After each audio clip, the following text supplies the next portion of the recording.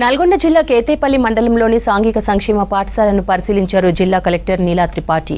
School పరిసరాల్లో పిచ్చి మొక్కలు ఎక్కువగా ఉండడంతో ప్రిన్సిపల్, సిబ్బందిపై ఆగ్రహం వ్యక్తం చేశారు. పాఠశాల ప్రహరీ గోడ నిర్మాణానికి ప్రతిపాదనలు పంపుతానని హామీ ఇచ్చారు.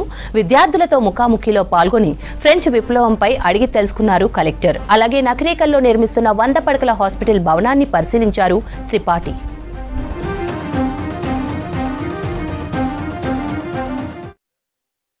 ప్రహారీకి రావడానికి కొంచెం టైం పడవచ్చు, కానీ తాత్కాలికంగా మేము గ్రామ పంచాయతీ మండల స్థాయి అధికారికితో పాటు వాళ్ళని హద్దు చూపెట్టమని చెప్పడం జరిగింది.